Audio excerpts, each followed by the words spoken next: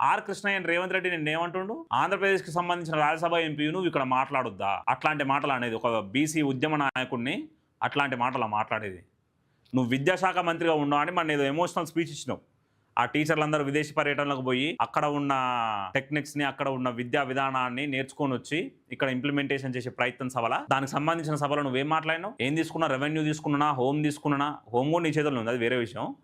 Revenue తీసుకున్నానా, ఆర్థిక శాఖ తీసుకున్నానా, విద్యాశాఖ తీసుకున్నా అని ఏదో ఎమోషనల్ డైలాగులు చెప్పి ప్రయత్నం చేసి, ప్రభుత్వ కాలేజీలలో ప్రభుత్వ స్కూళ్ళలో చదువుకున్నావు కాబట్టి విద్యాశాఖని తీసుకున్నా అని ఏదో ఎమోషనల్ డైలాగులు చెప్పి, ఆ రోజు బీఆర్ఎస్ ప్రభుత్వం ఎన్ని నిధులు ఇచ్చిందో నువ్వంతే ఇస్తున్నావు. నువ్వేమన్నా ఎక్కువ ఇస్తున్నావా? నీకు క్లియర్ డేటా చెప్తావు. నేను మన రాష్ట్రం బడ్జెట్ 3,24,000 కోట్లు ఉంటే మీరు ఎడ్యుకేషన్ కేటాయిస్తుంది 26,674 కోట్లు.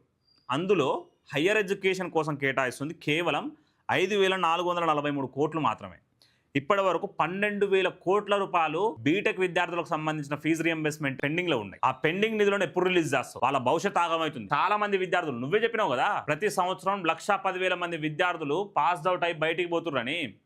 అట్లా 2-3 సంవత్సరాల నుంచి విద్యార్థులు, సుమారు 3 లక్షల మంది విద్యార్థులు సర్టిఫికేట్లు చేతులకు రాక, ఇంటర్వ్యూలకు అటెండ్ కాక, ఉద్యోగాలు చేయలేని పరిస్థితిలో ఉర్రు. పిల్లలు తిండి తినడానికి బాధపడుతున్నారు, అది గొంతులోనే ఆగిపోతుంది. సో అట్లాంటి నీచమైన రాజకీయాలు చేస్తున్న వ్యక్తి నువ్వు విద్యాశాఖ మంత్రిని అని చెప్పుకుంటావు. విద్యాశాఖ మంత్రిని తీసుకున్నందుకు ప్రైడ్గా ఫీల్ అవుతావు. విద్యాశాఖని నీ దగ్గర పెట్టుకొని విద్యార్థుల భవిష్యత్తు ఆట ఆడుకుంటావు. తెలంగాణలో ఫీ రియంబర్స్మెంట్ కింద ఒక్కొక్క విద్యార్థికి కేవలం 35,000 రూపాయలు ఇస్తున్నారు. మిగిలిన డబ్బులన్నీ విద్యార్థులే కట్టుకుంటారు. అదేవిధంగా డిగ్రీ విద్యార్థులకు 15,000 రూపాయలు ఇస్తున్నారు స్కాలర్షిప్. మిగిలిన డిగ్రీ విద్యార్థులే కట్టుకుంటారు ప్రైవేట్ కాలేజీలో చదివేటోళ్ళు.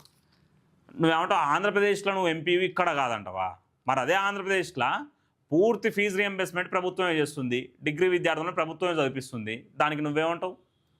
ప్రతి విద్యార్థికి, స్కూల్ విద్యార్థులకు కూడా ప్రతి విద్యార్థికి 10,000 రూపాయలు 6,000 రూపాయలు ఎంతో ఇస్తుంది. దానికి నువ్వేమంటావు?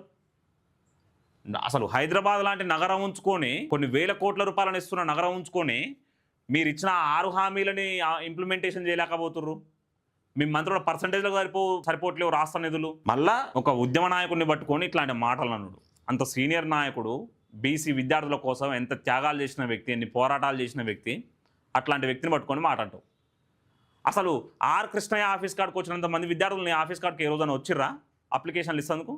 ఒకసారి ఆ విద్యానగర్లో ఉన్న ఆఫీస్ కాడికి పోయి చూడు. ఎప్పుడు ఒక సంబరం లెక్క, ఒక పండగ లెక్క ఉంటుంది వాతావరణం ఆడ. ఈ 2.5 సంవత్సరాలు ఎంతసేపు ఉన్నా మళ్ళీ యంగ్ ఇండియా స్కూల్స్ అంటాడు. ఈ 2.5 సంవత్సరాలలో ఒక్క యంగ్ ఇండియా స్కూల్ ఓపెన్ చేసినాను.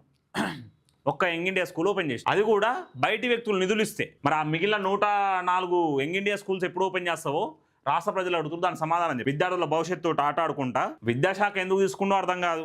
ఆ కోస్టల్ లైన్ లేని ఏకైక రాష్ట్రం అని ఒకసారి అంటాడు. దేశంలో కేవలం 8 రాష్ట్రాలకే కోస్టల్ లైన్ ఉంది, తీర ప్రాంతం ఉంది. అది కూడా తెలియదు రేవంత్ రెడ్డికి.